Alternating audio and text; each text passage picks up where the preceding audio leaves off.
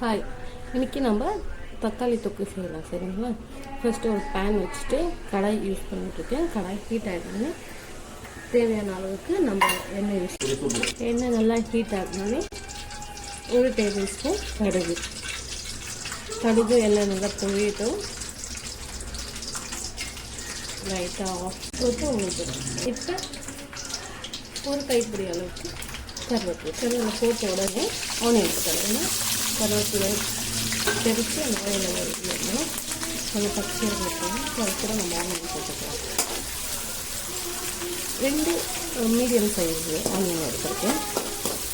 குட்டியாக ரொம்ப குட்டியில் ரொம்ப பெருசில் ஓரளவுக்கு மீடியம் சைஸ். நல்லா ஆனியன் ஃப்ரை ஆகிடும். ரொம்ப ப்ரௌன் நல்லா ஆகிடும். ஓரளவுக்கு மீடியம் பாருங்கள். நல்லா ஆனியன் ஃப்ரை ஆகிடுச்சு. லைக் கோல்டெல்லாம் இல்லை, கொஞ்சம் நல்லா நார்மலாக அதுங்கன்னா போடுறது.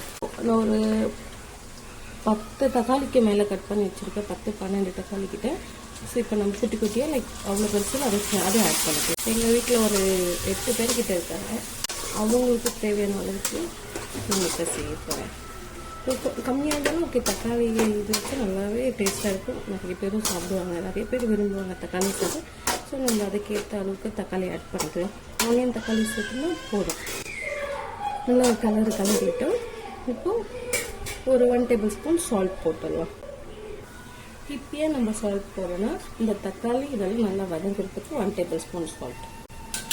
இப்போ நல்லா மிக்ஸ் பண்ணிட்டு ஒரு 5 மினிட்ஸ் நம்ம லிட் க்ளோஸ் பண்ணிவிட்டு தக்காளி நல்லா வேகட்டும். ஓகேங்களா? ஒரு 5 மினிட்ஸ் ஆயிடுச்சு. ஸோ ஓரளவுக்கு தக்காளி வெந்திருக்கு. இன்னும் பட்டன் ஸ்மாஷ் ஆகணும். தக்காளி நல்லா ஸ்மாஷ் ஆகும். இன்னொரு 2 to 3 மினிட்ஸ் நம்ம வைக்கல அப்படியே. ஓகேங்களா? நல்லா தக்காளி ஸ்மாஷ் ஆகுறது தான் நம்ம சாப்பிடும் போது அது வாயில் கிடைக்காமல் நல்லாயிருக்கும் சாப்பிட்றதுக்கு. நம்ம இன்னொரு 5 மினிட்ஸ் விடலாம். ஓகே, இப்போ 5 மினிட்ஸ் ஆயிடுச்சு. நம்ம ஓப்பன் பண்ணி நம்ம பார்க்கலாம். ஓகேங்களா? இப்போ பாருங்கள், இந்த லெவலில் வந்துருக்கு. இப்போ நல்லா கொஞ்சம் மிக்ஸ் பண்ணலாம். அப்படி ஸ்மாஷ் பண்ணலாம். கொஞ்சம் நல்லா ஸ்மாஷ் பண்ணலாம். இப்போ நல்லா ஸ்மாஷ் ஆயிடுச்சிங்களே. இப்போ ஒரு ஸ்பூன், இந்த அளவுக்கு ஸ்பூனில் மஞ்சள் தூள் சேர்த்துக்கலாம்.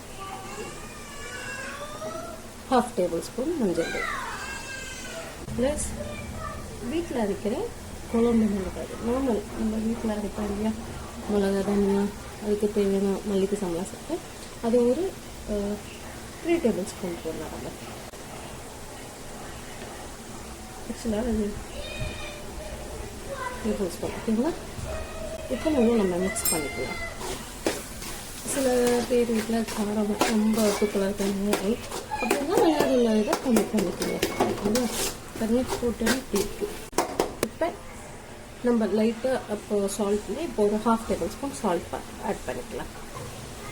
1/2 டேபிள் ஸ்பூன் சால்ட் ஆட் ஆகிடுச்சுன்னா காரம் கம்மியாக இருந்தாலும் ப்ராப்ளம் இல்லை, சால்ட்டு கம்மியாக இருந்தாலும் ப்ராப்ளம் இல்லை. அது ஜாஸ்தியாக தான் சாப்பிட்றதுக்கு ரொம்ப கஷ்டம். ஏன்னா குழந்தைங்களுக்கு கொடுக்கும்போது சால்ட்டு இன்னும் காரெல்லாம் ஜாஸ்தியாக சாப்பிட்றது ரொம்பவே கஷ்டமாக இருக்கும்.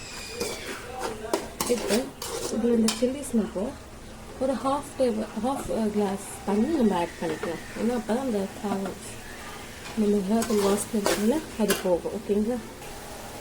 அந்த இந்த கிளாஸில் ஒரு கிளாஸ் குட்டி கிளாஸ் தான் எடுத்துருக்கேன். ஸோ நான் 1 கிளாஸ் ஆட் பண்ணுறேன். நீங்கள் சில பேர் கம்மியாக வச்சிங்கன்னா 1/2 கிளாஸ் இவ்வளோதான் தண்ணி. ரொம்ப தண்ணியாக இருக்காது. இப்போ நீங்கள் சால்ட் இருக்கா எல்லாம் டேஸ்ட் பார்த்தீங்கன்னா நான் இது ரெகுலராக செய்கிறதால எனக்கு இந்த அளவெல்லாம் எனக்கு ப்ராப்பராக தெரியும். இதை நம்ம ஒரு லோ ஃப்ளேம் வச்சுட்டு ஒரு 2 to 3 மினிட்ஸ் நம்ம பாயில் பண்ணி அவ்வளோதாங்க. 2 மினிட்ஸ் ஆயிடுச்சு. 2 to 3 மினிட்ஸ் ஆயிடுச்சு. நம்ம இப்போ அது எப்படி இருக்குன்னு உங்களுக்கு காமிக்கிறேன். பாருங்க, நல்லா லைட்டாக நம்ம லோ ஃப்ளேம் வச்சு இல்லையா, சொல்லிட்டு லைட்டாக தான் சொல்லிட்டு பாருங்க. அவ்வளோதான். இவ்வளோதாங்க தக்காளி தொக்கு. இதை நம்ம சுட ரைஸில் ஆட் பண்ணிவிட்டு ஒரு ஆம்லேட் இல்லைன்னா ஒரு அவிச்ச முட்டையில் உருளைக்கிழங்கு பொரியல் நம்ம கூட வேணாலும் நம்ம தொட்டுக்கிறதுக்கு வச்சுட்டு நம்ம சாப்பிட்டுக்கலாம்.